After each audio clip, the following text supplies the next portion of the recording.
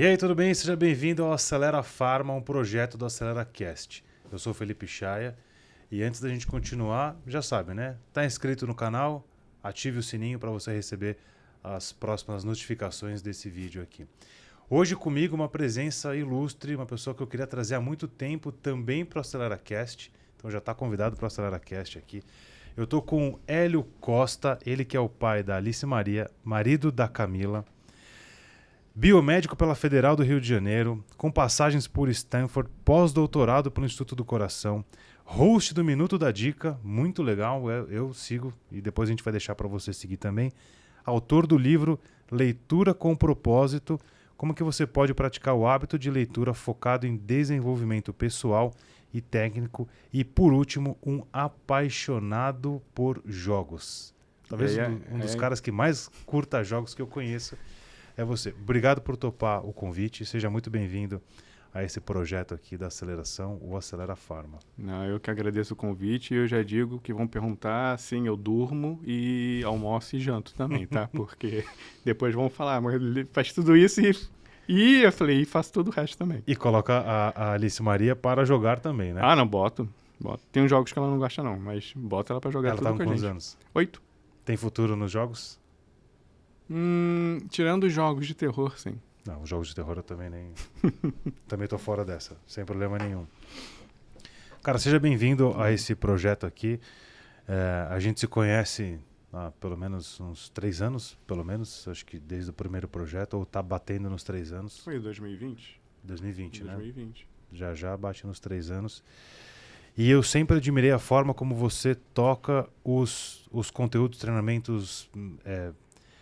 de uma forma bastante leve e produtiva. Eu acho que o objetivo hoje aqui é a gente entender um pouco desse mindset, um pouco da sua visão, realizar algumas perguntas um pouco mais polêmicas aqui da indústria, pensando que, né, resgatando um pouco da essência do projeto do Acelera Pharma, como é que a gente pode, ao invés de ter que ir para pesquisas gringas, o que está acontecendo lá fora, como que a gente pode trazer quem é que está no campo de batalha hoje, literalmente no campo de batalha, e pode colaborar para a gente tentar entender ou, quem sabe, definir um pouco desse futuro do treinamento, do desenvolvimento, da capacitação de gente dentro da indústria farmacêutica.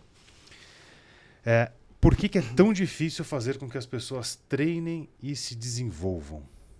Porque é uma dor, né? Haja ferramenta para engajar essa turma. Por que você acha que é tão difícil fazer com que isso aconteça? Eu ia perguntar se era uma pergunta ou uma afirmação. Não sei, talvez um pouco pela característica do próprio brasileiro. Eu posso estar completamente errado, mas eu acho que a forma ainda como, não só aqui no Brasil, mas vários outros lugares, a educação é encarada, ela não é encarada do tipo, você vai continuar aprendendo até o final, né? A gente discute muito isso agora, né? Muito falando do lifelong learning, ou então de aprendizado intencional. Isso está sendo muito discutido no momento, mas isso está sendo discutido para o adulto, né? E aí, quando você chega adulto, vamos ser honestos, você ainda tem ali alguma plasticidade neuronal, você consegue aprender, faz novas conexões, mas o boom ali da conexão é feito quando você é criança, né? Até os 7 anos você está num... Acho que tem que ensinar desde o início que aprender é importante, mas também com certo cuidado para você não exagerar, senão você vai ali para um outro lado aí, que é a ideia de fadiga cognitiva, esse cansaço mental e até mesmo o burnout que virou assunto da moda. Eu acho que a dificuldade primeiro é porque você não tem hábito, né? Você não tem costume. Então, acho que a falta de um hábito de aprender, uma falta de um hábito de estudar, eu acho que já dificulta. As pessoas normalmente vão atrás de uma informação quando ela precisa daquela informação. Eu acho super válido, mas você também hoje em dia, com a rapidez que o mundo está andando, tem gente que fala que a informação ela caduca a cada 2 anos e meio, alguma coisa do gênero, né? Então, novas informações vêm, novas habilidades, o que você tinha no passado já não funciona, que já também não é bem assim, mas já perde ali porque mudou o contexto, a informação, mas muda o contexto. Eu acho que a dificuldade é você entender efetivamente que essa história de acabou o colégio, acabou a faculdade, você nunca mais vai estudar, é mentira. Acho que esse é o principal... Aquela frase clássica, né? Você pergunta para a pessoa, você já terminou os estudos? Nunca vai terminar. Não existe. Quando nunca deveria acabar, de fato. Eu acho que talvez lá, sei lá, vamos chutar aí algo que talvez possa ser irreal, mas lá para 1800, 1700, que o conhecimento ainda era muito restrito, dava para você ser matemático, astrólogo, biólogo, anatomista e não sei mais o quê. E zerar os livros Entendeu? escritos até então. Era fácil. Hoje em dia, não dá. Eu vim da área biológica, né? Vim da área da saúde. Se você puxar, por exemplo, a quantidade de artigos publicados em 5 anos e puxar nos 5 anos seguintes, a diferença sai tipo de 2.000 para 150.000. Então, o conhecimento hoje em dia evolui muito rápido, né? E o conhecimento evolui não apenas o conhecimento criado a partir do nada, né? Que seria aquela inovação do zero, tem até aquele livro esqueci o nome dele, um livro azul, do cara do PayPal.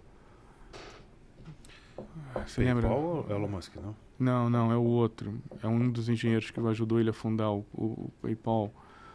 Esqueci, é um livro azul que fala sobre inovação. Ele fala inovação do tipo 1 e inovação do tipo 0, né? Do tipo 1 é que você cria, do tipo 0 é que você transforma, né? Disruptiva e incremental. Exato.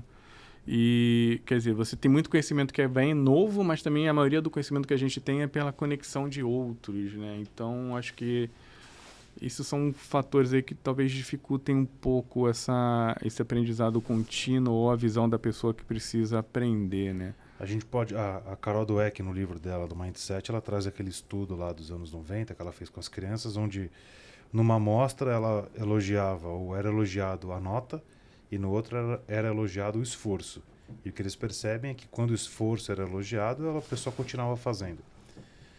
E quando você elogia o resultado, a pessoa segue... morreu ali. Ou encontra alguns atalhos não muito legais, no sentido literal da palavra, para poder... o Arcochal traz isso, né? Que é comemorar as pequenas vitórias. Agora a gente, assim, eu sou um crítico, se eu pudesse um dia, quem sabe, né, ter um projeto, seria criar uma escola para as crianças.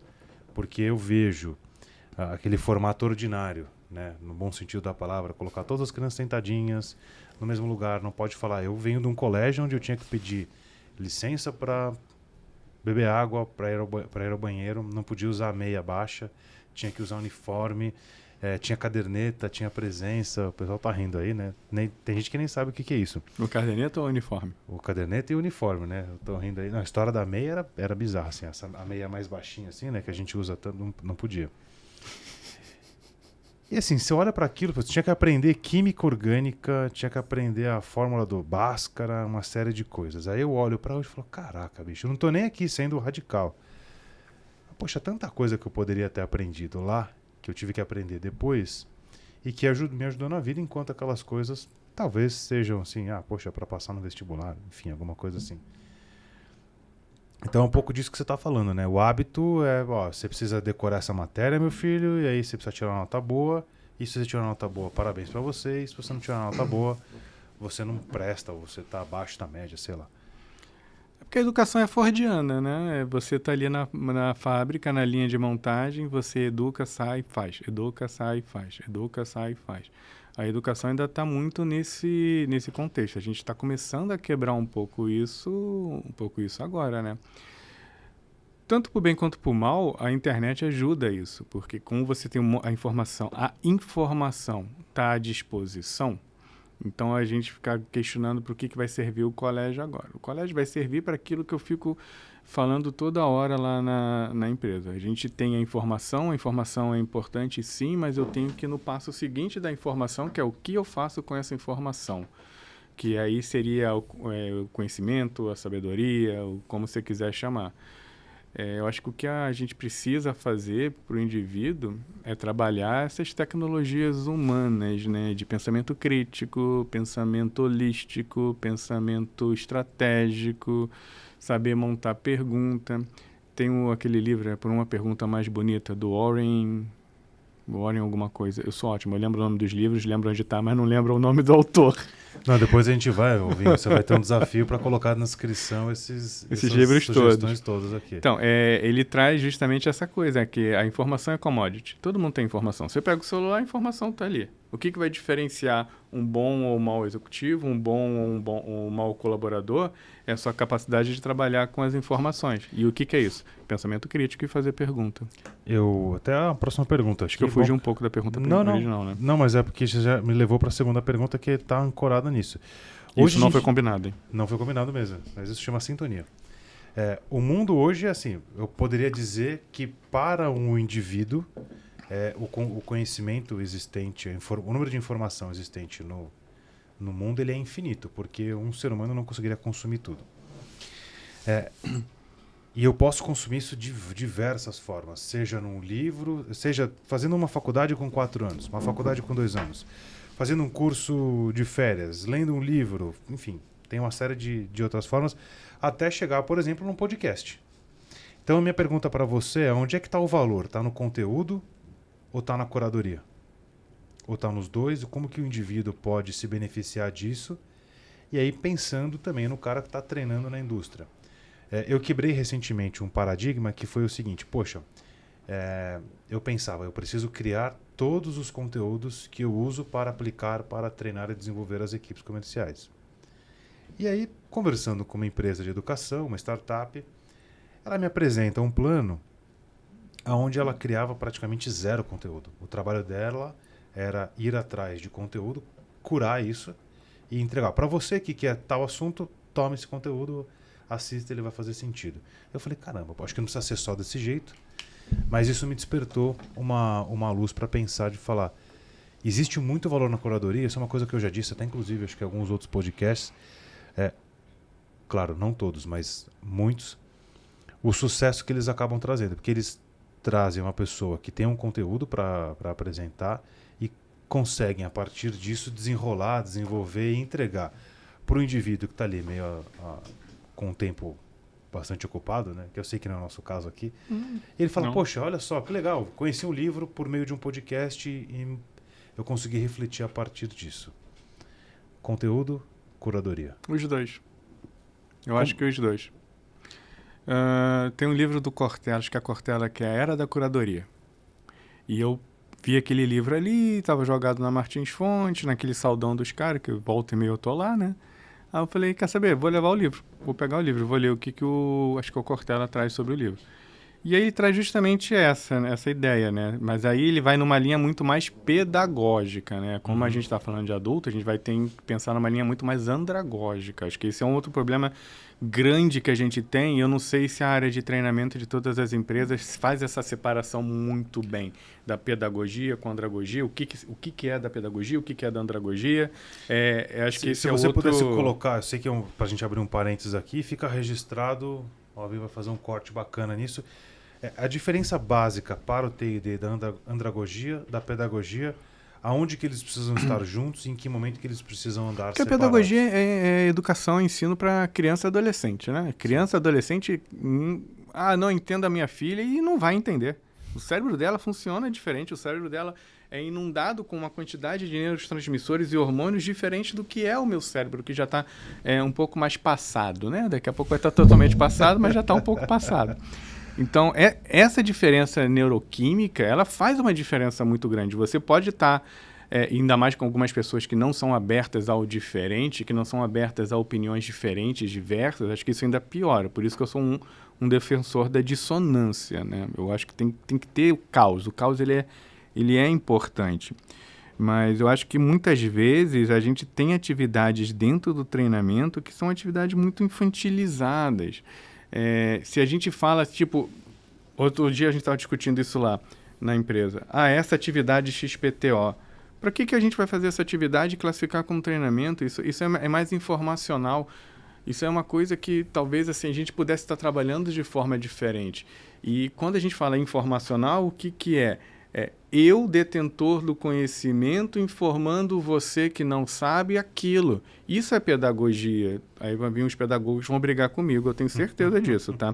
Mas por que eu estou trazendo dessa forma e até mesmo simplória? Porque quando a gente já vem para o aprendizado do adulto, na maioria dos casos, o adulto questiona aquilo que está sendo trazido a ele. Ele quer saber se aquela informação, como ela se aplica na vida dele. Se ele já fez aquilo, se ela é prática, se ela vai trazer algum retorno. Então, a andragogia, ela traz muito dessa ideia do treinamento com o adulto.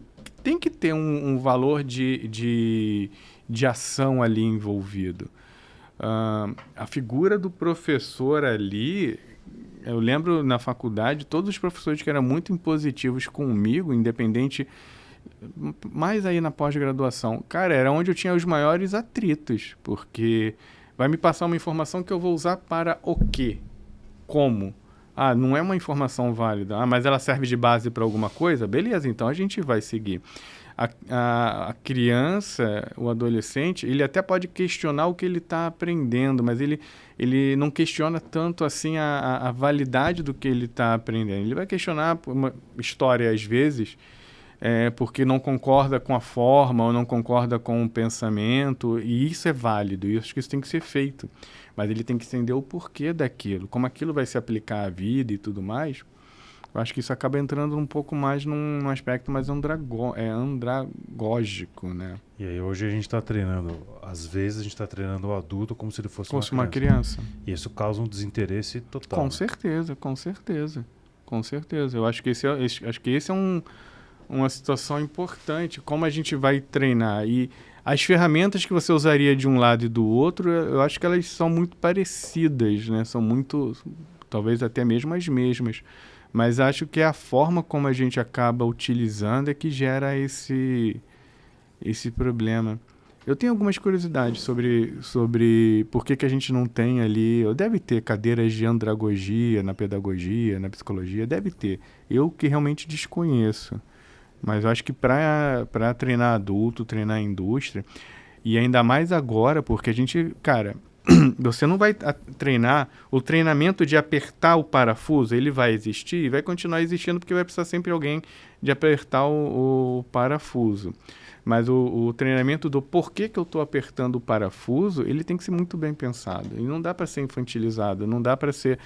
Assim, simplificar não é menosprezar ou infantilizar aquele conhecimento. Mas o cara precisa ter uma visão mais crítica, né? A gente está dizendo que assim, o treinamento técnico é basicamente entender para que o parafuso serve ou quais são os requisitos técnicos daquele medicamento ou algo do tipo, mas o fazer pensar e desenvolver um indivíduo é algo que não acontece com tanta frequência. E aí, assim, isso pode acontecer também de uma forma de que algumas pessoas que estão nas cadeiras que deveriam fazer essas provocações podem nem sempre se sentir confortáveis ou com todo o espaço para provocar esse desenvolvimento. Isso eu já não posso responder porque eu não sou essas pessoas, né? Mas o que eu posso dizer é que toda vez que eu penso num treinamento, eu acabo pensando eu gosto de pensar muito ele faseado. Quando dá para fazer faseado, eu gosto de pensar muito nele faseado, mas toda vez que a gente está pensando num treinamento, para que aquele treinamento vai servir, aonde ele vai ser aplicado, variáveis que estão relacionadas à situação. Beleza, você vai aprender os dados sobre um estudo, sobre um produto, mas como você vai aplicar aquilo nessa situação, em uma outra situação. Eu gosto muito da ideia do treinamento baseado em problema, do treinamento em time. Eu defendo muito a criação de repertório, né? Eu acho que eu acabo trabalhando mais com os times para que eles criem repertório. E aí, quando você cria repertório, se a situação acontece, a velocidade que você tem para encontrar uma solução, ela é maior, porque você, bem ou mal, tem aquilo guardado em algum lugar na sua cabeça. Vou dar um exemplo super prático. Washington, em frente ao monumento, Dr. Luther King vai fazer o seu pronunciamento, né? E começa lá com aquela frase: I have a dream, eu tenho um sonho. Aí Você sabe que aquilo não foi a primeira vez que ele falou, né? Ele já foi testando aquela frase, como botar a frase, como falar, a entonação, em alguns discursos anteriores. Então, quando ele chegou ali, o discurso que era para ter 5 minutos, que durou acho que 20 ou 15, ele causou um impacto muito maior. Porque ele tinha o quê? Repertório. É o tal do conceito mnemológico, né? De você já ter isso, já tá meio que no inconsciente. Então, mas isso o adulto tem. O adulto tem repertório. Então, o que você tem que fazer como treinamento? Você tem que puxar esse repertório do cara para que ele seja efetivo naquilo que você precisa. Ah, mas eu nunca atuei nesse ramo, nesse setor. Mas você já atuou. E assim, de boa. Tô vendo o Simon Sinek ali no Líderes se servem por último. Como ele fala, negócio por pessoa, com pessoa, então no final não é negócio, é tratar pessoas. Eu vou trabalhar no setor alimentício, eu vou trabalhar no setor de farmácia, farmacológico, né? Eu vou trabalhar no banco, mas no final eu vou estar falando com a Antônia, com o João, com a Maria, com a Lourdes. E olha que coisa impressionante. Todos eles são seres humanos. Que coincidência, não é? Mesmo? E aí, no final, se você tem que parar para pensar, a tal inteligência, né, acadêmica, que é esse dado, ele é importante? Mas ele é uma caixinha que você vai ter que aprender a trocar. Agora, aonde está o conhecimento que vai permear todo mundo? Inteligência emocional, inteligência social...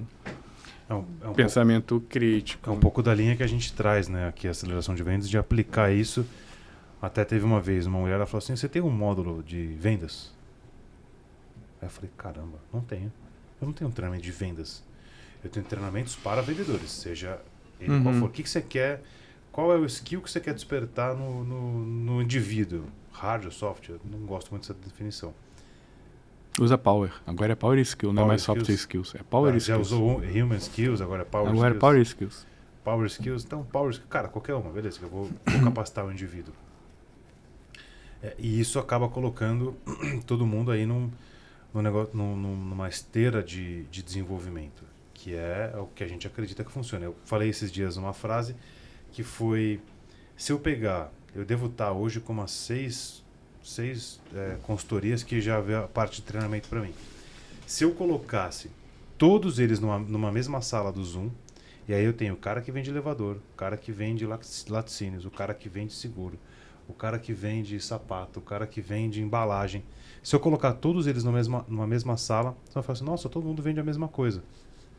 Como você falou, são seres humanos, né? Os caras têm nariz, olho, boca. E aí eu vou implicar com você, porque você usou a expressão esteira de treinamento, né? Esteira. O que é esteira? Conhecimento e treinamento, mas é esteira. O que é uma esteira? A esteira é uma coisa que vai num ponto A para um ponto B, numa linha reta. Logo, todo mundo entra diferente, mas sai todo mundo igual. É isso que a gente tem que evitar. Então eu vou trocar por um sorter. Entendeu? Cada um entra numa ponta, cada um sai numa ponta. Porque o A e o B e o C têm experiências diferentes. O que eu tenho que fazer?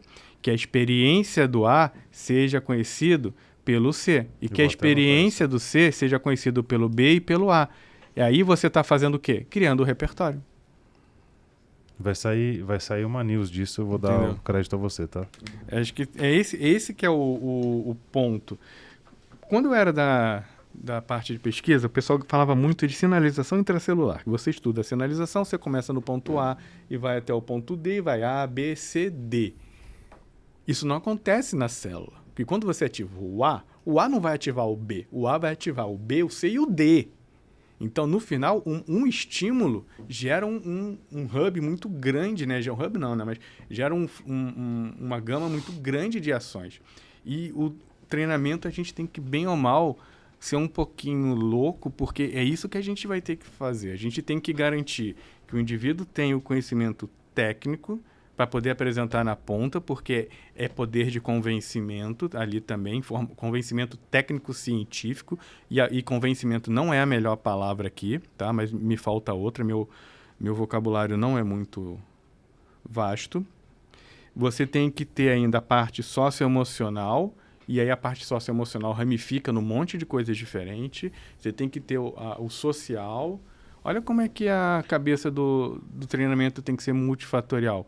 Tenho que treinar, sei lá, uma indicação nova, XPTO. É só treinar o técnico? Não é treinar o técnico, é treinar como traz a informação, é identificar a oportunidade dentro da sua vivência, o que já foi feito, o que eu posso compartilhar. Então, a gente sai de um para vários. Diversos, multiverso do treinamento. Quase isso. Quem se desinteressou primeiro pelo profissional bem treinado? O médico ou o representante? Aquela história, quem que vem primeiro, o ovo ou a galinha, sabe? Então, eu não vou me dedicar porque o médico não dá atenção pra mim. O médico fala, eu não vou prestar atenção no cara porque ele também não treinou. Aí é que é você perguntar no colégio se você tem bom aluno ou mau aluno, né? Você não tem bom aluno ou mau aluno. Você tem necessidades diferentes. Às vezes você adequa uma necessidade, às vezes você não adequa uma necessidade. E essa necessidade, quando não é adequada, qual é o fator que está por trás? É um fator do indivíduo? É um fator do meio? Entendeu? É complicado. Eu acho que tanto o médico quanto o consultor, o representante, o que quer que seja, todos eles vivem num cenário muito complicado, porque a gente sai de um cenário onde eu tinha lá 2, 3 informações novas a cada 5 anos para um cenário onde eu tenho basicamente uma informação nova a cada dia. E aí volta para aquela pergunta que você tinha feito. É conhecimento ou cuidadoria? E eu falei para você, depende. Por quê? Você vai ter cada vez mais, na minha opinião, o treinamento num papel de curadoria. Então, o que o treinamento tem que fazer? Eu falo lá na empresa, cara, a gente trabalha com um medicamento que tem uma quantidade de indicações muito grandes. Eu não vou saber todas as indicações com profundidade, é humanamente impossível. Então, eu tenho que saber navegar por esse mar de indicações e saber chegar para você e falar, olha, Chaya, a informação que você quer está aqui, é desta forma. Se tiver alguma dificuldade, me chama. Faça a sua parte. Se você tiver dificuldade, falar, preciso da sua ajuda, eu vou marcar com você um dia, mas vou lá e vou reavivar minha memória daquela informação para a gente poder estar trabalhando junto. Isso é a curadoria. Eu preciso saber algo relacionado à formação de hábito. Beleza, eu gosto muito do tema de formação de hábito. O seu livro é sobre isso. Né? E a gente fez uma discussão na empresa recentemente sobre formação de hábito. Eu juntei uma quantidade de material grande, inclusive artigo, coisas lá dos gregos. Tudo volta nos gregos, né? Impressionante. Mas, beleza, então, cara, o que você precisa? Vamos entregar. Então, esse é o papel, acho que o treinamento tem que ter cada vez mais. Tem que ter um papel de curadoria. Por outro lado, do que adianta você ser um curador se você não conhece? Então, o conteúdo ele é importante. Eu acho que das primeiras vezes que a gente conversou, inclusive, eu devo ter deixado vocês desconfortáveis, né? Porque foi falar de comunicação, eu já começava a dar umas normas. Não, pra cá, vai pra lá, eu gosto disso aqui, eu acho que aquele outro cara não faz sentido. E aí eu acho que eu não deixei vocês falarem muito da primeira vez que a gente sentou para discutir algumas coisas lá que a gente andou fazendo. Mas eu acho que a gente tem que saber, o treinamento tem que ter um mínimo dessas informações, tem que conhecer o mínimo da matéria, digamos assim, porque senão, como é que você vai aplicar aquilo que você quer? Eu não preciso ser especialista. Lembra aquela ideia do T, né? Você sabe um monte de coisa ali no travessão, mas tem uma coisa que você se aprofunda. Então, eu tô ali, eu navego sobre um monte de coisa, mas tem uma que eu vou me aprofundar. É quase como... Quase não. Eu vejo o bom profissional do TI dele é um polímata. Ele é meu Deus. Eu não sei se foi bom ou ruim, pessoal. Não, mas tá valendo. Que eu vejo que é um cara que ele tem que conseguir... eu não entendo de caneta. Peraí só um minuto que já vou te dar uma aula de caneta, tá? Peraí. Ele vai lá, entende, se informa. A base, pelo menos. A base, pelo menos. Que essa história de conseguir... Acho que vou colocar de outra forma. É se sentir confortável em explorar temas que ele não conhece. Para aí sim, eventualmente, ou ele ser a pessoa que traz esse conteúdo mais aprofundado, ou tem competência suficiente para encontrar um especialista que poderia fazer esse papel. E nesse cenário, acho que eu sou até mais honesto do que deveria ser, né? Porque a gente teve uma vez conversando com outro pessoal que vai fazer um trabalho pra gente, e aí a gente tá falando, não, o trabalho de empatia é super bacana, é algo que eu realmente acredito. e a gente já tinha preparado um material interno para a empresa, de consuma você mesmo, fazendo vários materiais, podcast, vídeo, infográfico. Só que aí a gente precisa de alguém para auxiliar a gente, porque nosso conhecimento vai até aqui. A gente precisa de alguém que aprofunde. Aí chamamos umas pessoas para conversar, a gente chamou várias pessoas para conversar. E aí, nesse caso, esse grupo em específico, a gente estava conversando, aí falou daquele livro Organizações Sem Medo, não sei o quê. Aí a pessoa falou, não, mas a gente está seguindo alguns dados do Timothy Clark. Eu, Timothy Clark? Quem é Timothy Clark? Aí o cara falou, não, Aí falou o nome do livro, eu não vou lembrar o título agora, é um livro que só tem em inglês por enquanto. Eu falei, putz, não conhecia. Eu fui atrás do livro, comprei o livro, ainda não li, mas o livro está lá em casa para eu ler, tá? Mas, assim, entendeu? Eu acho que a gente tem que ter esse conhecimento para poder navegar dentro dessa curadoria. E aí, quando aparece alguma coisa que a gente não sabe, a gente tem que entender qual é o hack que você encontra para poder entender mais daquilo. Precisa. Eu sempre trago o exemplo da Santa Efigênia. Para quem não é de São Paulo, Santa Efigênia é o bairro dos... Meu Deus, me perco lá. Das tecnologias, né? E aí eu, por muito tempo, trabalhei ali 25, Brás, no centro de São Paulo, e vira e mexe tinha que comprar alguma coisa. Putz, sei lá, tinha que comprar um microfone, exemplo. Aí você chegava na primeira loja, você olhava e falava, microfone. Tudo bem, queria comprar um microfone. O cara fala, qual? Você fala, putz, sei, o microfone que você fala, ele transmite. Ah, não, porque tem esses modelos. Aí você fala, putz, beleza, peraí, deixa eu entender mais. Aí, se você passasse por 5 lojas, e era mais ou menos o que eu tinha que fazer, no final você estava dando aula de microfone. E aí eu vejo muito isso, que foi o que você falou. Pô, eu vi um negócio que eu não entendia, não sabia, não conhecia. Aí eu vou atrás, eu entendo. Aí eu vou, me aprofundo, aí eu vejo um livro, leio um resumo, aí eu assisto a palestra do autor, procuro se o cara tem um TED, provavelmente ele vai ter. E vai desenrolando. E você fala, pô, beleza, agora eu já entendi, sei mais ou menos como é que funciona. E aí vão perguntar para você que horas você fez isso, se você não dorme, se você não janta e se você não almoça. Faz tudo junto e misturado ao mesmo tempo, né? Mas esse momento, para mim, Felipe Chaia, particularmente, é um momento de flow, assim.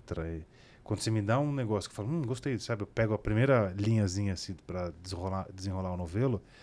Cara, mas eu vou, a hora que eu vi, eu falei, não, tenho 18 abas abertas, tem um monte de vídeo pausado, eu falo, cara, um monte de anotação, rabisco, eu falo, putz, preciso sedimentar esse conteúdo aqui agora. Eu falo só uma palavra, Pareto.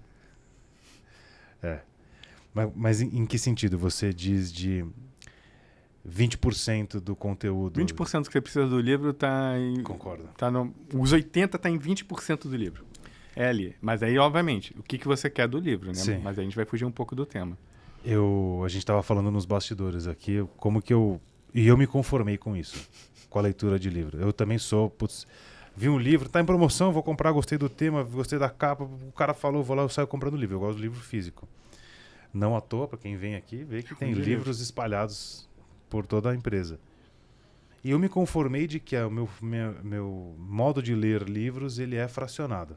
Por muito tempo eu me culpava. Mas me culpava, assim, doía, sabe? De falar. E eu vi algumas pessoas, né? A doutora Flávia que eu estava falando, amigona nossa aqui, é a pessoa que mais lê livro no planeta Terra. Ela lê uns 3 livros simultâneos e ela lê o livro assim, você pega o livro dela cheio de post-it, anotação, dá gosto de ver. Eu não consigo. Eu parei e falei, beleza, já entendi. Então agora eu vou ancorar no Pareto, então culpa do Pareto. Valeu, Pareto, e obrigado por ter me trazido esse insight, porque era já mais ou menos o que eu fazia, só não sabia como dar uma desculpa verdadeira para isso. Eu faço... Depende do livro, né? Dependendo do livro que você quer ler, você lê o livro inteiro, senão você lê só uma parte. Você tem que saber o que você quer. E parar o livro que não está adiantando, eu não vejo problema nenhum. Às vezes eu leio o índice dos capítulos, aquilo já me abre a cabeça. Fala, pô, se o cara colocou isso aqui como o título dos capítulos, eu preciso pensar nisso que ele está colocando. Já leu Como Ler Livros, do Mortimer Adler? Não. Lê. Porque esse é o primeiro nível de leitura que ele traz. Ah, então gostei. Óbvio, espero que você esteja anotando, porque eu, como consumidor da AceleraCast, vou entrar para colocar, para consumir. Não, eu gosto muito. Ele traz 4 níveis de leitura, eu gosto bastante dele. Ele é um autodidata, ele é um cara fantástico. E ele tem um outro livro muito bom que está na minha fila de ler, ele já tinha passado os olhos, que é Como Ouvir e Como Falar. Gostei. Já pode comprar esses livros todos aí. Se o Hélio indicou o livro, só para contextualizar você que está ouvindo a gente aqui, ele é o host do Minuto da Dica. O Minuto da Dica, basicamente, é uma dica, olha só, que deve durar alguma coisa em torno de 1 minuto. Não, era para ser, mas não consegue. Um pouco mais, um pouco menos, geralmente um pouco mais, sobre livros. Então vai lá, minuto.da.dica, né? Ou então bota a hashtag Minuto da Dica, tanto no LinkedIn quanto no Instagram. Pronto, você vai achar o Hélio contando ali. Vai achar outras coisas também, mas... A cavocada ali, o Alvinho vai colocar o arroba aqui. Beleza, estamos falando de T&D, estamos falando de interesse. Quais seriam, na sua visão, se é que é possível, se limitar a isso, 3 pontos chaves para que T&D na indústria e, de modo geral, fosse visto pelas companhias como uma área estratégica e não como, com todo respeito aos pasteleiros, como uma pastelaria, do tipo, me vê um aí de negociação estratégica, sai um quentinho de planejamento, me vê um de inteligência emocional. Como que a gente pode pegar tudo isso que a gente falou até agora e colocar ele numa cápsula de estratégia? Eu falo assim, cara, deixa eu falar o seguinte, ou você pega esse departamento, cola com você de acordo com o que você tem de estratégia, ou ele fica como um adjacente ali. Como transformar desenvolvimento, treinamento em algo que seja realmente parceiro do negócio. Que faça parte de que esteja ancorado na estratégia. Pô, vamos fazer o planejamento estratégico do semestre, do ano, seja lá o que for. Tá, chama o time de T&D, põe eles na mesa. Isso é pergunta de vestibular, top 3, né? Vamos lá. Acho que a primeira coisa é o treinamento tem que estar inserido no negócio para entender efetivamente o que é necessário, não apenas do ponto de vista de informação técnica, mas também para identificar as áreas de oportunidade nas ditas power skills, soft skills ou habilidades socioemocionais. Obrigado. Acho que essa é a primeira coisa que você precisa. Então, você tem que estar grudado nos caras, vivendo, respirando, para poder ter essa capacidade de identificar. Acho que esse é um primeiro ponto. O cara do T&D tem que estar antenado. Tem que estar dentro do negócio. Não sei qual é o negócio da pessoa, mas ele tem que estar ali dentro junto com os caras. A segunda, eu acho que nós no treinamento a gente tem que abrir a cabeça para o treinamento não é meu. O treinamento não é para mim. Se o treinamento não é para mim, o treinamento não é meu. O treinamento é para a pessoa que eu vou estar ajudando a desenvolver. Então, eu tenho que ter realmente essa abertura, essa mente apta para absorver o que está vindo de fora e até mesmo para aceitar outras ideias, para fazer essa construção em conjunta. Se eu vou treinar adulto, cara, não adianta eu pegar o cara, levantar a cabeça, abrir e ficar enxotando coisa ali dentro para ele entender, porque não vai funcionar. Eu tenho que trazer ele para o meu lado. Então, a gente tem que ser cada vez mais uma área colaborativa. E uma pessoa azul falando isso é até engraçado, mas a gente tem que ser uma área bem colaborativa. Uma pessoa azul, só para contextualizar, é um analista, né? Eu sou muito azul, mas eu também sou muito verde, então isso facilita, né? E eu tô ficando vermelho, o que me preocupa. Mas acho que isso é outra coisa. Então essa disponibilidade de colaboração é extremamente importante. E a última, que aí talvez as pessoas possam falar, mas eu faço, eu tenho isso planejado, eu tenho isso no meu radar, é metrificação, mensuração. É necessário você... Se você não mede, você não mostra, você não melhora e você não vende. E como diria o Daniel Pink, né, vender é humano, e vocês já falaram, a gente já teve essas discussões várias vezes, você vende tudo, eu não estou vendendo nada que seja monetário, mas eu estou vendendo uma ideia, eu estou vendendo um conceito. Não é vender, é convencer. Convencer é sinônimo para vender, dependendo da situação. Então, acho que a gente precisa ter metrificação, não ter medo de medir o que está sendo feito. Menos romantização e mais dados e análise, certo? Sei lá, escolhe a metodologia. Quer fazer o Kirkpatrick? Quer fazer a metodologia do Hamblin? Quer fazer o Roy? Quer fazer o NPS apenas? Mas o NPS vai te dar uma coisa muito, muito superficial. Quer fazer aquele favorabilidade de 1 a 5? Não interessa. Mede. Mede o que você está fazendo. Eu vou fazer uma prova, eu vou fazer uma avaliação. Qual é o índice de acerto de cada questão? tagueia as perguntas. Esse é o assunto principal, esse é o assunto secundário, tagueia as suas perguntas. Depois vê o que está tendo maior ou menor índice de acerto. Vai a campo com a pessoa, observa. Mas se você for a campo, decide o que você quer fazer. Você vai avaliar o conteúdo técnico que você já avaliou numa prova? Vale a pena? Vale, mas o que você quer? Ou você quer fazer a avaliação... Avaliação não é nem a melhor palavra, né? Mas você quer acompanhar o comportamento da pessoa no campo. Então, acho que essas coisas a gente tem que fazer. E aí vem sempre aquela dor principal, né? De todo mundo estar no treinamento. Como as minhas ações estão refletindo no negócio. Cara, constrói KPIs, constrói métricas para isso. Não existe fórmula para isso. Por isso que a primeira coisa que eu falei foi estar inserido no contexto.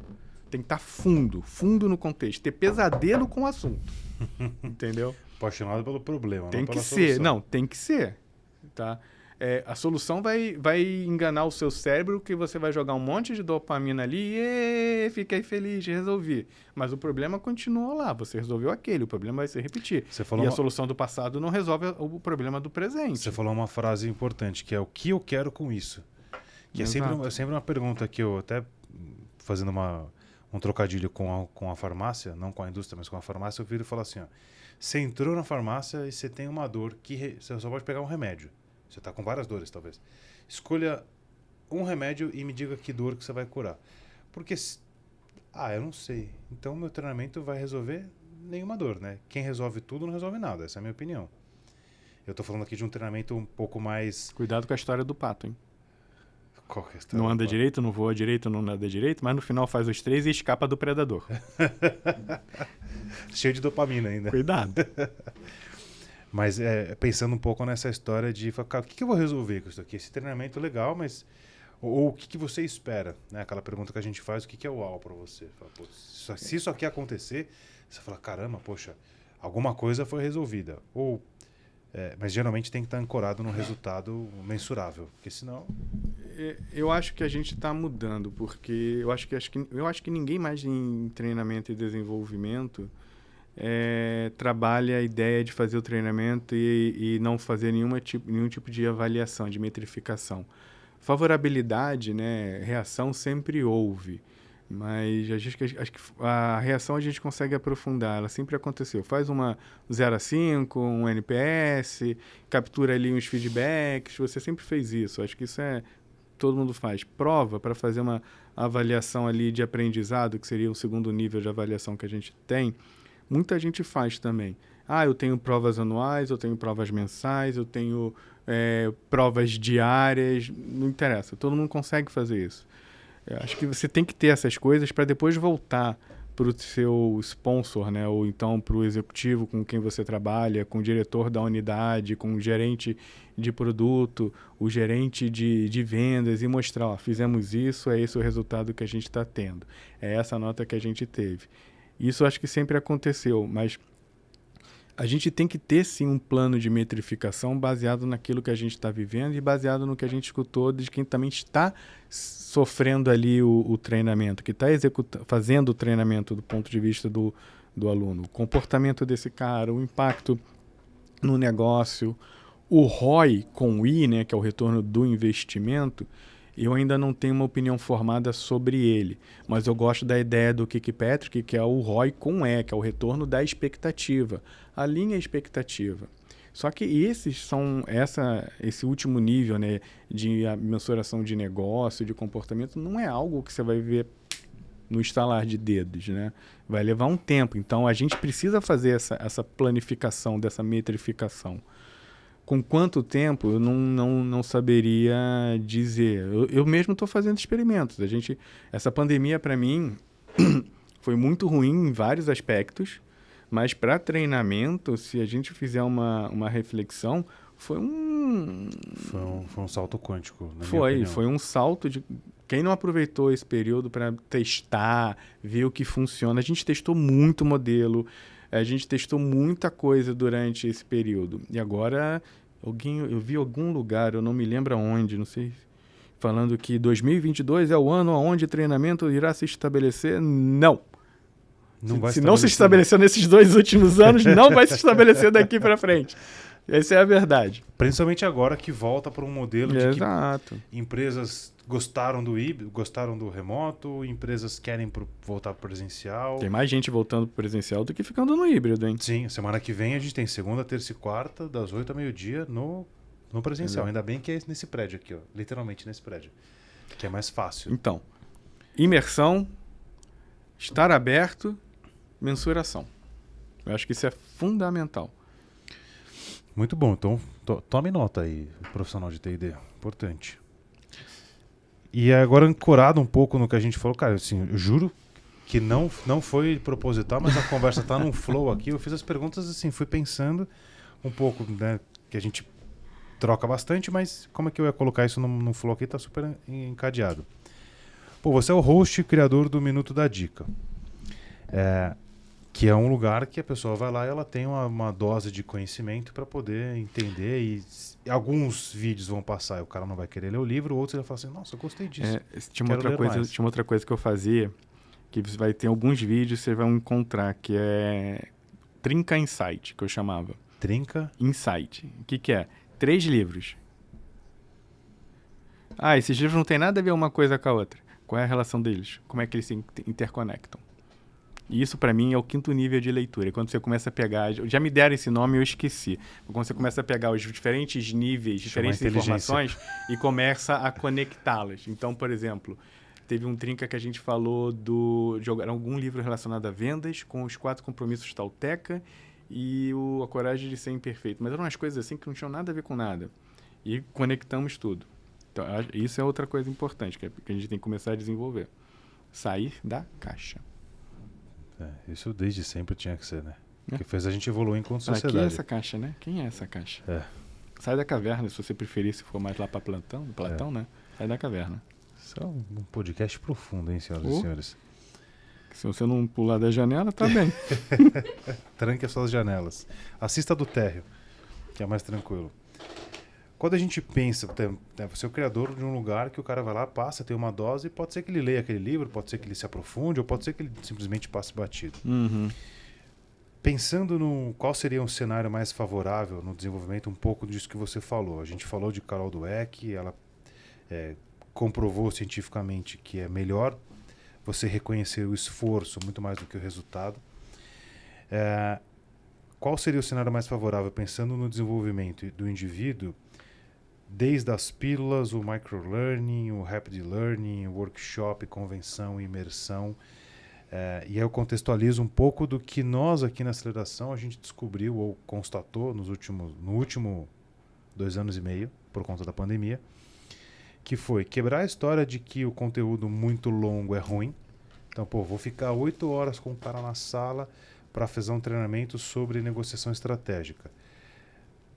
Na 3ª hora saturou. Uhum. Difícil. Afinal de contas, a gente só consegue manter a atenção durante 50 minutos. Você tinha aula com mais de 50 minutos? Não, é verdade. E olhe lá, né? Porque hoje a disputa da atenção é relógio vibrando, é Exatamente. celular, é um monte de coisa. E o que a gente percebe é que eu pego e fraciono essa trilha, né? E a gente começou isso com vocês lá no passado, fazendo aqueles 6 encontros da comunicação produtiva. Então, ao invés de eu fazer, vamos pegar aqui 10 horas. 10 horas, saturou. Não tem como. Ou eu pego e faço 5 encontros com 2 horas ao longo de 5 semanas. É o mesmo conteúdo. E o que a gente percebe é que, do ponto de vista do indivíduo, ele fala assim, nossa, eu estou tendo um programa de 5 semanas. Porque ele absorve, ele sedimenta, ele racionaliza, e aí depois ele absorve de novo uma coisa nova, ele sedimenta, ele racionaliza, e ele passa por um processo que dura 5 semanas. A gente tem um limite de absorção. Quando você olha para isso, qual é a visão que você traz pensando num treinamento de que, poxa, eu estou num lugar, o cara me dá um budget, eu preciso contratar, eu preciso fazer, eu preciso parar a equipe, eventualmente colocar todo mundo no mesmo horário, ou gastar com passagem, hospedagem, etc. e tal. Ou nada disso importa se não houver contexto, coerência e compromisso. Essas 3 palavrinhas aqui. Isso é a resposta para 2 horas, né? Mas eu acho que uma coisa você não tem como desvincular da outra. Você não tem como tirar o compromisso, o contexto de todo o resto. Não, eu entendo né? que são 3 Cs fundamentais: contexto, coerência e compromisso. São fundamentais. A minha pergunta é, esses formatos, da pílula à imersão, muda alguma coisa? Ou eu preciso ter esses 3 Cs ancorados aqui? Não sei se as pessoas estão vendo, mas ele deu uma mesa branca que eu posso desenhar. Foi o pior erro dele. Deixa eu fazer um... Se quiser usar o apagador. Não, tá tranquilo. O que acontece? O que é esse desenho horroroso que eu fiz aqui? É o cérebro. Tem toda uma região ali voltada para a visão. E aí você tem uma outra região, aí agora não é anatomicamente correto, voltada para a audição. Aí você tem um setor que é o setor motor. Aqui no córtex frontal você tem muita coisa relacionada com pensamento cognitivo, alguns feixes ali de empatia. E aí você está me perguntando dessas diferenças de formatos, né? Eu não acho que esse é o tipo de coisa que dê pra gente padronizar. Por quê? Porque, de repente, o meu cérebro, ele é muito mais visual. Enquanto o seu cérebro, ele trabalha muito mais num aprendizado por interação. Você precisa pensar sobre o assunto, você precisa interagir com a pessoa, criar uma empatia com aquilo. Então, eu acho que isso cria uma... E sem contar que a gente ainda tem diferentes estilos de aprendizagem. Então, você tem a pessoa realmente que é mais voltada para o fazer, a pessoa que é mais voltada para o ouvir, a pessoa que é mais voltada para o ler, e tudo isso aqui nessa bagunça do cérebro. Então, formato, eu acho que não tem um formato. Acho que não tem um... Eu joguei o microfone para longe. Eu acho que não tem um formato, tá? Você tem que, quando você está pensando, pelo menos do ponto de vista da educação corporativa, ela tem que ser multiformato. Eu tenho que ter várias coisas diferentes, justamente porque eu vou ter um N de pessoas diferentes, que vão aprender de formas diferentes, independente da geração, independente de credo, independente de qualquer coisa. Isso...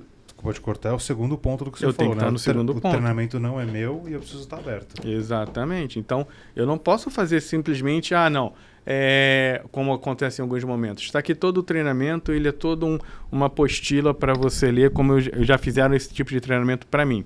Tudo que você precisa saber está aqui nesta apostila. Cara, para mim foi ótimo, eu não precisei interagir com ninguém, eu me trancava ali e sabia. O máximo que eu fazia depois era uma conversa, uma interação com algumas pessoas que eu ia validando o meu conhecimento. Para um azul é maravilhoso, para um amarelo comunicador, influenciador, horrível, acabou, né? Horrível. Então, o que a gente tem que fazer? No final das contas, você estava falando, eu fui desenhando aqui as caixinhas, né? Então, você tem o seu microlearning, você tem o seu vídeo, você tem o que você quiser. O que a gente vai ter que fazer é isso aqui, ó. E não necessariamente de forma linear. Isso aqui é um primeiro formato de aprendizado. Só que com esse mesmo material, eu tenho que ter uma forma de fazer com que agora a outra pessoa aprenda. Tá vendo que a estrutura de aprendizado dos dois é diferente. É esse aqui que é o desafio que está aqui dentro. Como é que eu sou sinestésico? Ainda tem essa, né? Tem as pessoas que aprendem de forma sinestésica, né? Que usam mais de um sentido. Esses, para mim, são gênios. Eu adoraria ser assim. Eu ia ficar super feliz. Mas como é que a gente vai fazer essa interpretação e como é que a gente vai trazer isso para dentro? A gente tem várias tentativas. A gente tem, você vê, por exemplo, o LMS foi uma evolução. Ninguém nega. Mas ele ainda é muito... Ele é uma esteira. Geralmente ele é uma esteira. Né? Exato, mas ele foi uma evolução. Mas você bota ali um vídeo, se você quiser. Você consegue botar coisas para a pessoa ler.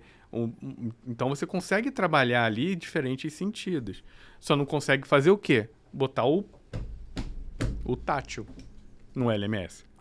E aí, eu vou ter que fazer uma intervenção aqui, para que essa pessoa que seja mais ali motora, né, ela consiga aproveitar o treinamento. Ou aquele indivíduo que tem uma área ali mais frontal, muito mais relacionada ali a uma área mais social, ela interage e consiga aprender interagindo. Tem gente que vai aprender por interação. Existe uma... Não necessariamente... Eu não respondi a sua pergunta, só deixei ela mais complicada. E as 2 horas para responder, você vai chamar outra pessoa, de preferência um neurocientista, para discutir essas questões. Aliás, se você conhecer um neurocientista... Tem 2 nomes para indicar depois. Muito bom, tá vendo? Esse aí a mesa quebra. E isso aqui é o conceito, eu gostei muito disso aqui, que é o conceito que você falou da esteira. Vamos quebrar a esteira de conhecimento e criar o sorter de conhecimento. Quando eu conheci meu sogro a primeira vez, foi... Experiência. Que é isso, cara. Entra de um lado, sai do outro, Você não tem está preocupado regra. com o meu UX? Com a minha experiência de usuário? É experiência. Como que o cara coloca isso de modo Lembra geral? sempre, né? É repetição e emoção. Essa é a base do aprendizado. É sempre isso. O nosso cérebro, ele é programado para encontrar os padrões, né? Ou então, quando você tem uma emoção muito forte, isso vai ativar o seu... Se eu não me engano, e eu posso estar falando errado e aí alguém depois me corrige, você vai ter uma ativação ainda maior do seu hipocampo para fazer memórias de longa duração e aquela informação vai persistir mais tempo e vai ser mais facilmente acessada. Tem a autora daquele... Acho que era Para Sempre Alice. Eu não vou me lembrar o nome dela. Ela lançou um livro agora de não ficção chamado Memória. Acho que é Memórias. Cara, o livro é fantástico. Porque ela vai discutir. É uma autora que fez um livro de ficção, virou um filme. Ela escreveu esse livro sobre a formação de memórias. Ela não é um livro acadêmico, mas traz muita informação. E ela vai fazendo alguns links com a vida cotidiana para a formação da memória, como é que a memória se forma. Storytelling, né? A pessoa usa o storytelling para poder aplicar um conceito. E você vai aprender alguma coisa no livro. Eu aprendi a memória de trabalho, que eu achava que não existia. Ela foi trazendo dados ali. Memória de trabalho, aquela memória que dura de 15 a 20 segundos. Por isso que você... não, anota o número, anotou. Qual é o número? Putz, esqueci. Você sabe, a gente tem a gente teve isso com vocês numa das turmas, eu não vou lembrar qual, que era um treinamento mais que 1000 palavras, que a gente fala da história do PowerPoint. Que o cara vai lá e coloca um mundo de informações no PowerPoint e existe a tal da memória de trabalho. E aí o cara, para simplificar o que é a história da memória, o que é a memória de trabalho, você tá lá com o seu ticket no avião, né? Eu peguei um avião faz 2 dias e eu passei por isso. Aí você pega lá o avião, olha assim, poltrona, 16A. Aí você olha 16A, põe no bolso. Aí, beleza, você entrou na fila, você pega de novo e fala 16A. Puta, beleza. Você não gravou ainda. Aí você vai entrar ali, mostra o documento, aí você olha de novo, né? Só pra garantir, 16A. Beleza. Entrou no avião, aí você vai lá, 16A. E a hora que você tá chegando lá no 10, no 11, no 12, dá uma aflição danada, você fala 16A, 16A, 16A, cheguei. Né? Ainda você acha que tem alguém sentado no seu lugar, que é justamente a memória de trabalho. Você descobriu o livro aí? É Memórias, o nome do livro é Memórias. Memórias? Ah, tá. Boa. Eu não lembro o nome da autora. É o nome da autora. Essa era a pergunta que eu ia fazer. A minha memória de trabalho falhou agora. Eu não gravo o nome das pessoas, cara. E para quem trabalhava com ciência, isso era muito ruim, porque cientista é meio vaidoso. Então, se você esquece o nome do cara que descobriu alguma coisa ou que publicou uma informação, era um problema sério. Aí eu tentava sempre evitar essas situações. Eu sou assim também. Mas a gente não precisa falar disso. Só para os nossos colegas aqui. Lisa? Isso, ela mesma. É a Lisa Gênova. Lisa Gênova. Porque a história da Alice, se eu não me engano, acho que não lembro se é a história da mãe ou da avó dela. É a história real. E no final ela vai falar do Alzheimer. É bacana. É muito legal. É muito bom esse livro. Eu comprei ele assim despretendiosamente, levei para o Ibirapuera quando eu vi o livro tinha acabado. Caraca. Cara, eu tô impressionado como tá encadeado as perguntas aqui, mas tudo bem. Mito da gamificação. O que é real? O que é mentira? O que é fantasia? O que é romantismo? Porque hoje a gamificação acabou virando a batata frita dos sanduíches. Eu tinha que me trazer essas perguntas antes. Eu ia trazer o meu Kindle e alguns livros. A gente podia jogar na mesa.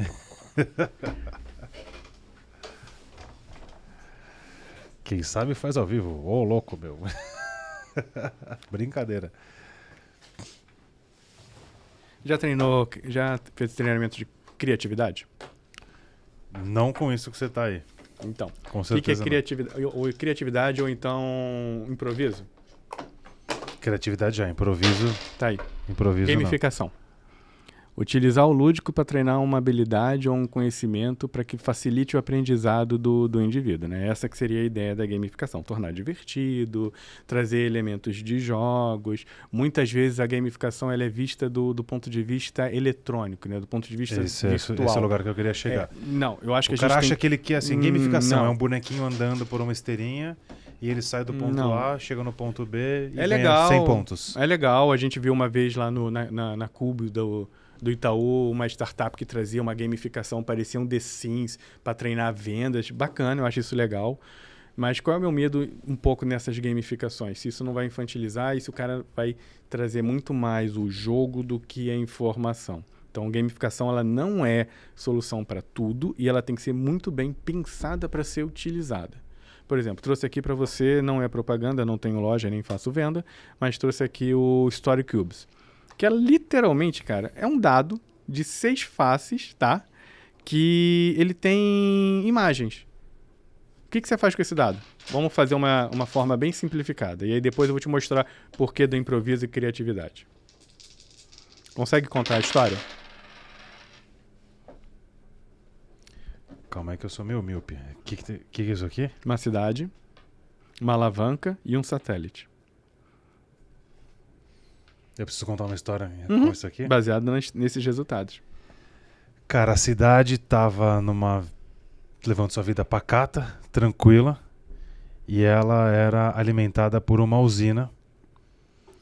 E essa usina era gerenciada por um satélite que ficava dando a volta no globo e monitorava se estava tudo certo. Contou uma pequena história. E aí o seu José entrou na sala que monitorava toda a cidade e de repente ele esbarrou na alavanca e desligou e apagou a cidade e o satélite se perdeu. É uma história. A ideia desse Story Cube é você, por exemplo, assim, você pode trabalhar a criatividade com ele. Cara, criatividade, por que criatividade? Porque criatividade por 2 vezes foi elencada como uma das habilidades mais importantes no mundo de negócio pelo Fórum de Davos. Então, vai falar que criatividade não é importante, você está com problemas aí de não conhecer o que está sendo discutido de tendência, né? E outra coisa importante é que computador e máquina ainda não é criativa. Criatividade é uma habilidade humana e uma habilidade cognitiva, não alguma coisa de um gênio criativo que veio. Então, concordo 100%. Criatividade dá para ser trabalhada e ela tem que ser exercitada. Esse aqui é um exercício para criatividade, é um jogo, por exemplo. Isso é algo que você pode fazer. Outros jogos também. Eu gosto muito de jogos, né? Eu acho que a gamificação ela tem um espaço, ela deve ser utilizada, mas utilizada de forma racional. Quer trabalhar comunicação? Eu fiz até 1 minuto da dica recente sobre isso. Tem um jogo chamado Hanabi. Você tinha que ter me avisado, eu ia trazer o jogo. A gente podia jogar. O que é o Hanabi? É um jogo que você joga com um jogo de cartas, que você joga com as cartas mostradas para outra pessoa, então você vê as costas da carta e você faz comunicação. Você fala, essa carta é vermelha, essa carta é um número azul, é um número 3. E você tem que montar depois uma fileira de 1 a 5 na mesa. É um jogo colaborativo. O que você está treinando aqui? Comunicação. Só? Comunicação, estratégia. Escutativa. Ó. É que pra mim a escutativa tá enraizada na comunicação. Tanto Nem que sempre. Não para todo mundo, com certeza. Mas você falou de criatividade, só para não deixar passar o bonde aqui. A gente criou um treinamento para a criatividade, porque o vendedor fala que não é criativo, né? Ele é muito. Mas se existe um ser humano na Terra que é criativo, é o vendedor. Aqueles com a síndrome do impostor, eles não se valorizam. E aí eu peguei um livro que, cara, eu tive na faculdade e nunca dei bola pro livro. Não tá aqui. Deve estar na minha sala lá. E ele basicamente divide o papel da criação em 4 personas, que é do indivíduo sempre ele mesmo. Que começa no explorador. Então, poxa, para você ser criativo, você precisa ativar o seu explorador. O cara que vai pegar repertório e tal, a gente falou bastante disso aqui. Depois, esse explorador faz o papel dele, chama o próximo camarada, fala, vem cá pro palco aqui, agora é o artista. Aí ele dá a caixa cheia de coisa pro artista. Aí o artista vai começar aquela brisa maluca e muda coisa, tira coisa, quebra, constrói, reconstrói e entrega alguma coisa pro tal do juiz. E esse juiz precisa, a partir disso, entender o que vai, o que não vai, o que funciona, o que não funciona e depois dar na mão do guerreiro, que é quem vai colocar aquela ideia ou aquele produto em prática. E beleza, a história é linda, né? Mas quando há um desequilíbrio nessas pontas, poxa, eu tenho um explorador que está dormindo. Coitado, o artista nunca vai ter repertório, o juiz não tem o que julgar, o guerreiro não vende nada. Eu tenho um artista que não, né, tá sem repertório, enfim, tá dormindo. O explorador vai lá e pega tudo que existe no mundo. E o artista não faz nada, aí quebra. Ou um juiz que é muito alto, o juiz muito alto, coitado, não passa nada pro guerreiro, ele fica travando tudo. Ou se um juiz muito baixo, o guerreiro... Sobrecarrega o guerreiro. Não, o guerreiro tá vendendo um monte de porcaria, né? E aí também, se na ponta não tem um guerreiro que tá ali ativo e querendo poder fazer a coisa acontecer, não adianta nada o trabalho dos três. E aí o jeito que isso é colocado no mesmo palco, né, que no caso é a nossa cabeça, você fala, caraca, bicho, todo mundo é criativo, mas nem todo mundo acredita nisso. Perdi o que eu estava falando. Não, eu acho que eu gosto desses assuntos. Não, o mito da gamificação. E aí volta a questão que a gente estava dizendo de que muitas pessoas hoje querem ver o bonequinho do Mario Bros percorrendo um caminhozinho, fazendo barulhinhos e dando moedinhas, né? A gente teve... Novembro de 2021, a gente teve aquele treinamento que vocês estavam com a gente lá, e eu lembro da gente conversando acho que no almoço, no intervalo, que eu tava falando, cara, vamos treinar, vamos gamificar, a gamificação tem, no meu ponto de vista, tem que ser algo imersivo, o cara tem que vivenciar, mas aí também vai dar um pouco da minha experiência, né, que criatividade é experiência, acúmulo de coisas, né, mas... Que é o tal do explorador. Tem que ser. Tem que estar cavocando loucamente. Uma coisa que eu acho que deveria talvez ser mais utilizado e mais aproveitado na gamificação não é o jogo do computador. Ele é bacana, é legal, ele traz Mas um não precisa, tá aqui, ó. Mais simples ainda, cara. Vamos jogar um D&D. Um D&D? Dungeons and Dragons. Ah, Corporativo. O que você vai fazer com D&D, com Dungeons and Dragons corporativo? Se você não gostar, você pode jogar GURPS, se você quiser. Também, que é multiplataforma. O que é o RPG no final? É você jogar dentro de um universo, de um cenário. A gamificação é isso também, é um cenário, você está jogando ali dentro. E nesse cenário, assim, se você puder criar algo mais próximo da realidade, você tem o quê? A facilidade de um ambiente seguro para experimentação. Eu acho que a gente tinha que começar a pensar na gamificação fora do que a gente vê na tela de computador. Pensar em outras vertentes. O treinamento de modo geral tinha que ser esse ambiente seguro, né? Inclusive é uma fala que eu sempre trago no começo de falar, cara, estamos num ambiente...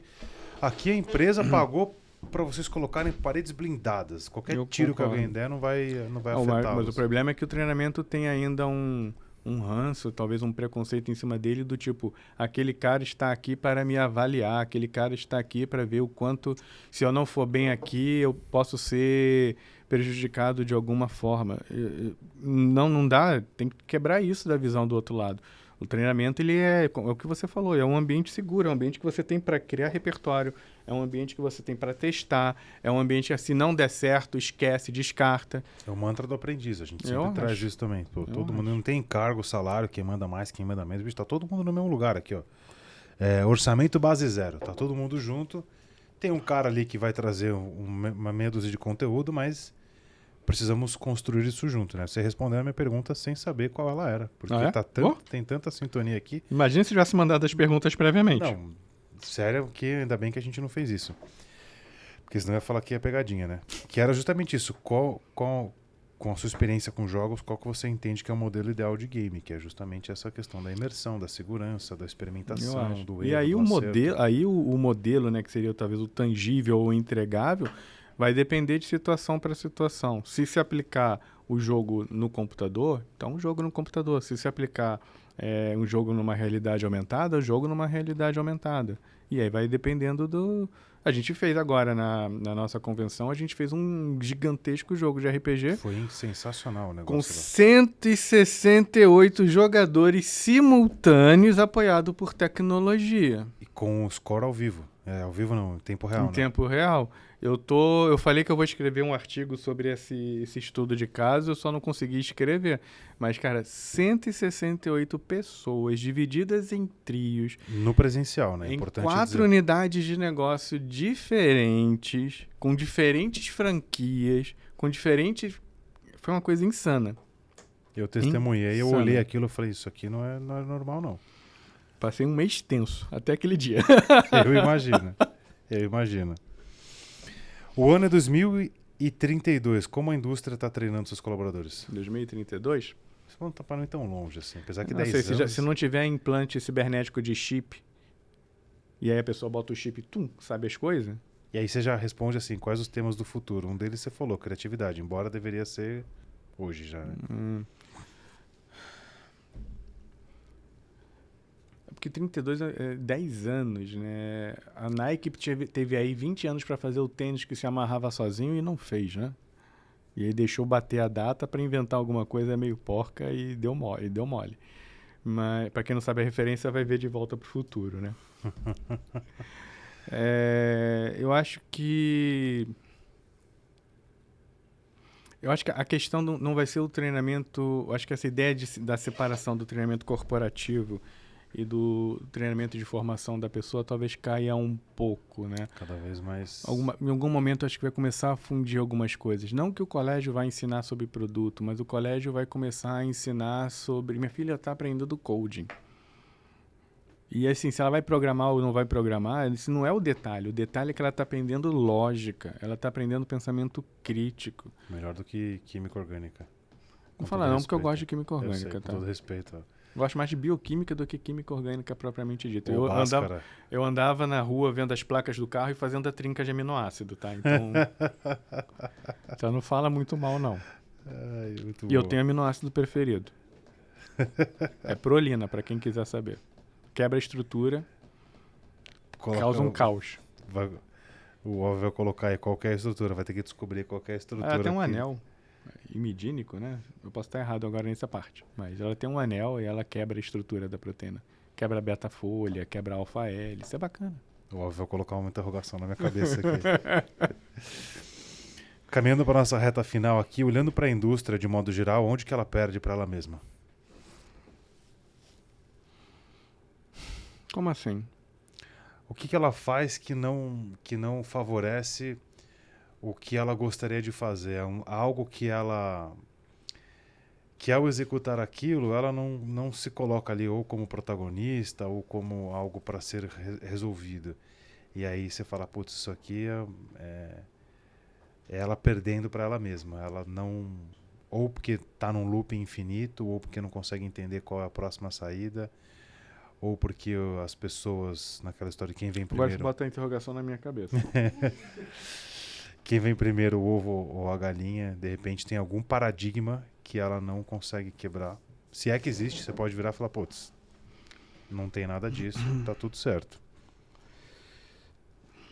Eu acho que é assim, as empresas elas são muito necessárias para a sociedade. Elas têm a capacidade de ajudar a sociedade, a comunidade a corrigir problemas, a ajudar a desenvolver a própria unidade, a desenvolver a própria comunidade, né? Tem aquele livro Empresas que Curam, do Charan, se eu não me engano. Ele vai mostrando ali várias empresas e como elas atuam positivamente, né? Elas seguem aquilo que elas falam e elas vão causando impacto positivo no meio que elas estão inseridas.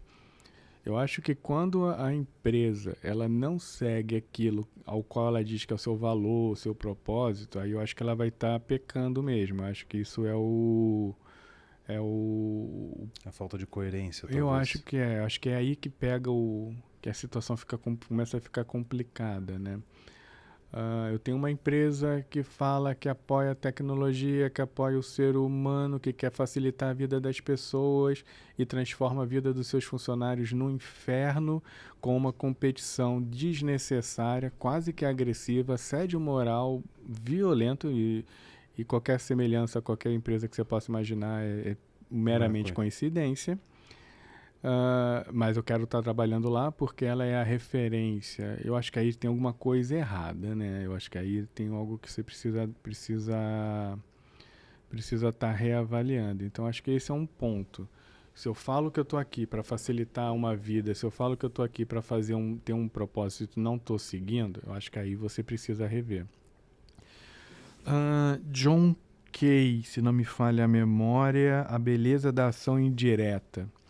Esse é um livro bastante legal também, é um livro que você vai olhar assim e você não vai dar nada por ele, mas ele mostra justamente isso. Você acha que a empresa está ali simplesmente para gerar lucro, né? Tem que gerar lucro, tem que vender, gerar lucro. Precisa, para manter a roda da inovação, para manter a economia, né, e evitar o caos na sociedade, a gente precisa que as empresas funcionem e que elas gerem lucro. Mas o que o Kay traz no livro? Ele mostra que você não precisa ter o seu foco principal como o lucro. Que as empresas que tinham essa visão, elas acabavam ruindo com mais rapidez do que outras que tinham visões mais amplas ou mais sociais. E aí ele dá vários exemplos, é muito legal. Então ele mostra que você quer chegar aqui ao lucro, mas você faz um caminho que não é o caminho de retorno rápido, porque geralmente quem tem retorno rápido vai ter um monte de problema depois. E aí a gente poderia citar, e aí você teria um monte de problema com compliance, sofreria aí várias ações judiciais, então a gente evita essa parte. Pula essa parte. Mas você vê que as empresas que são centenárias, que buscam ali a Patagônia. Olha a Patagônia. A de jaqueta, né? Cara, os caras são fora de série. Agora eu vou dar um exemplo porque é um cara que eu admiro. Richard Branson. Da Virgin. Putz, o cara tem muito dinheiro. O cara mora numa ilha dele. Já começa por aí, entendeu? Mas assim, o cara, ele faz o que ele acredita e o retorno vem para ele e parece que é mágica, né? Dislexo, inclusive. Ele fala que a dislexia é o superpoder dele. Foi graças à dislexia que ele chegou onde ele chegou. Então, e o cara não tem o que dizer. Lê a bibliografia dele.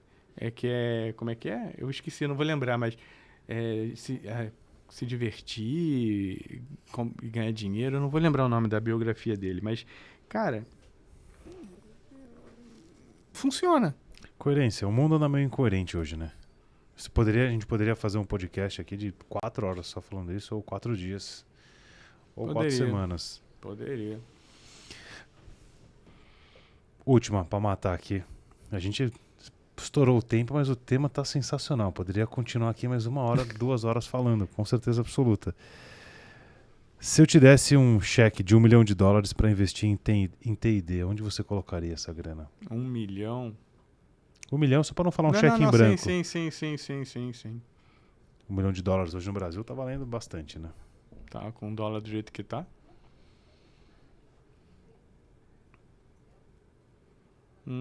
Essa é uma pergunta boa.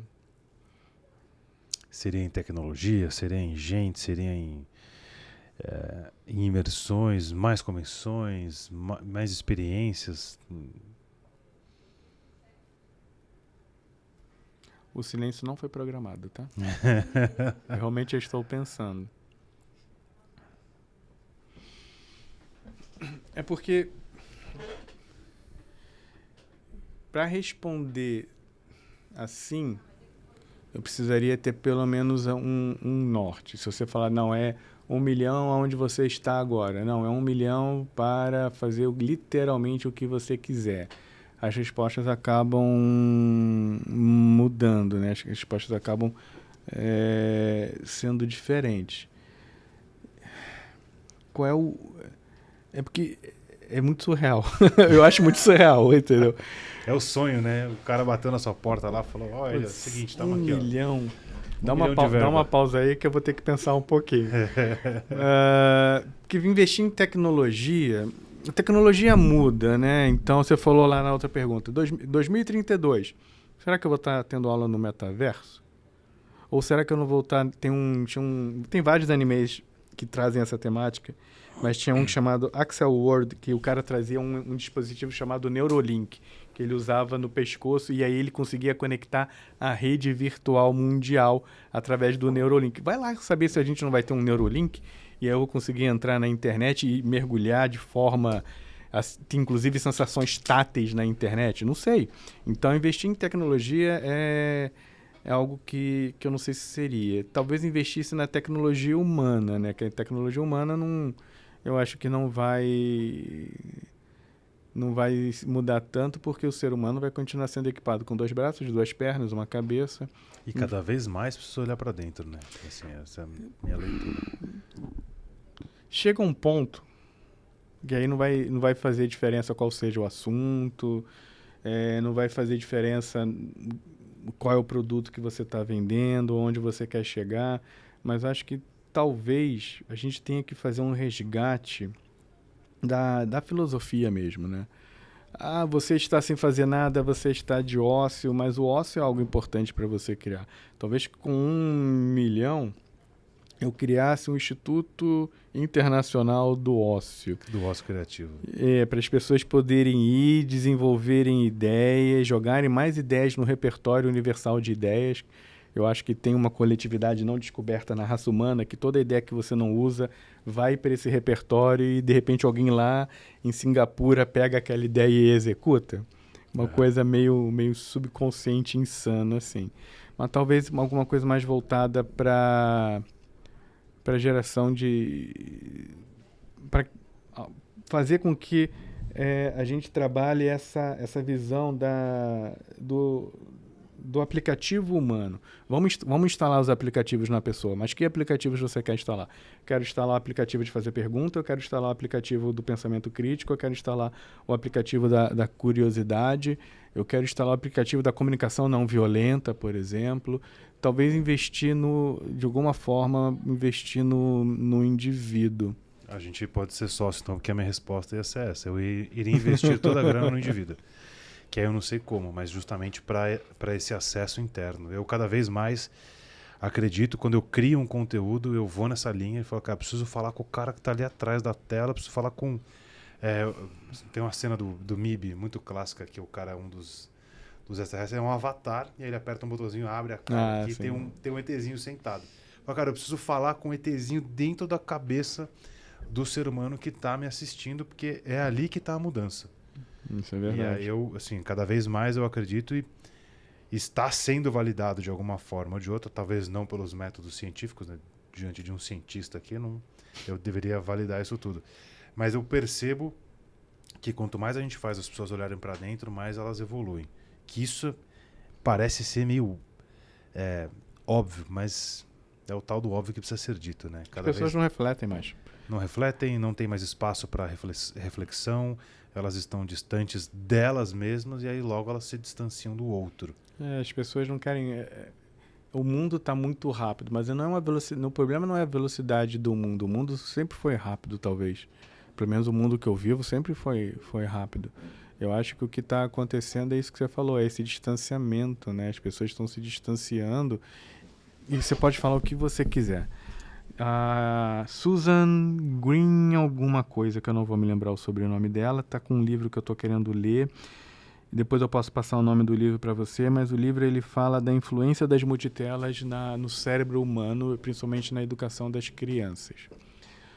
Isso está acelerando as pessoas, está acelerando as crianças. Cara, mas será que é a tela ou será que é a falta do contato? Porque você evoluiu em comunidade. Qual era o principal castigo que você tinha antigamente? Era ficar sem ver TV? Não. Era ser abandonado pela comunidade, ostracismo. Vai pro seu quarto e fica virado Só que agora, qual é o principal prêmio que você ganha? Um celular, que você fica no celular sem contato com outras pessoas. O ostracismo está virando prêmio. Eu acho que isso é um problema. Isso é um problema. Reflete. Mas eu posso estar errado, mas reflete um pouco. Eu concordo. Eu vi, inclusive, um dia desses um meme de uma criancinha, sei lá, devia ter 5 anos, 6 no máximo. São 2 irmãzinhas, eu não vou lembrar o nome delas.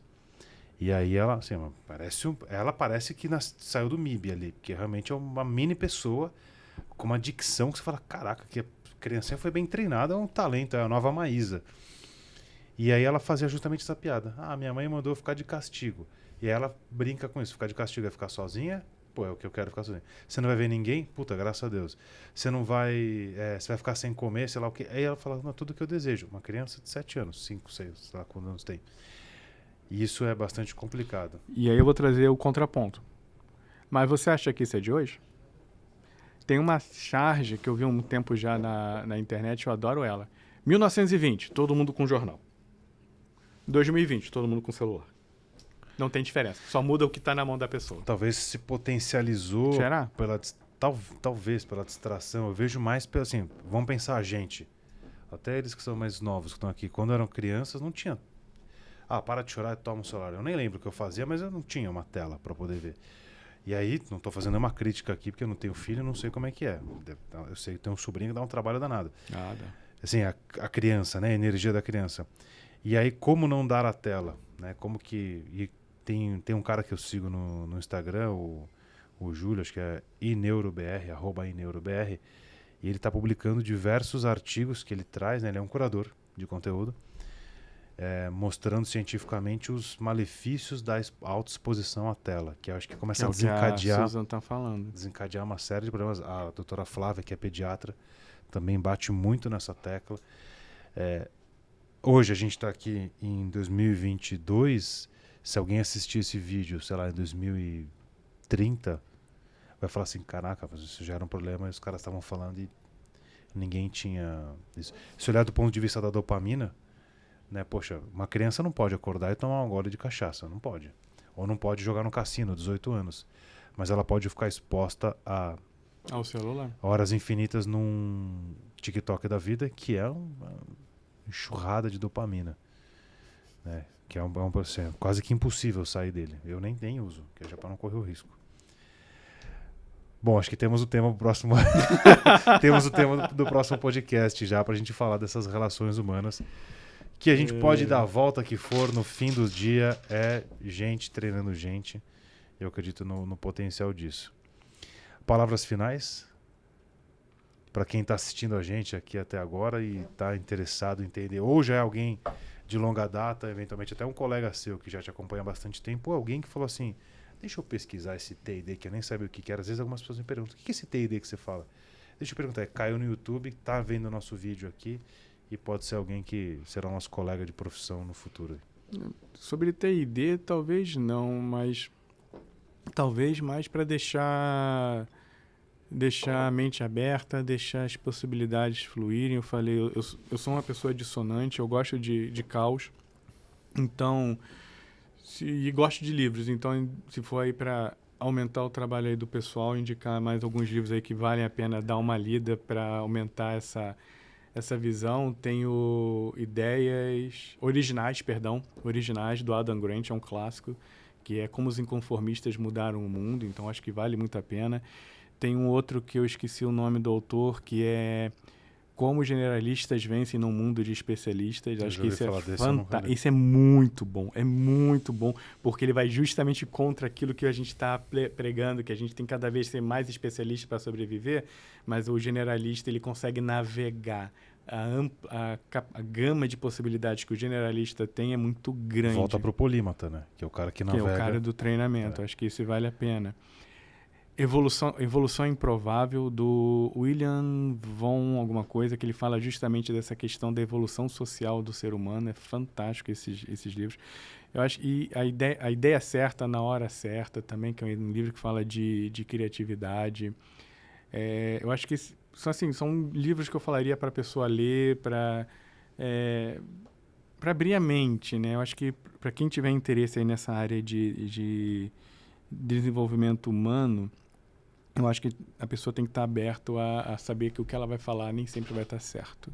Eu acho que esse que é o maior desafio. Razão não leva ninguém a lugar nenhum. Razão leva a briga.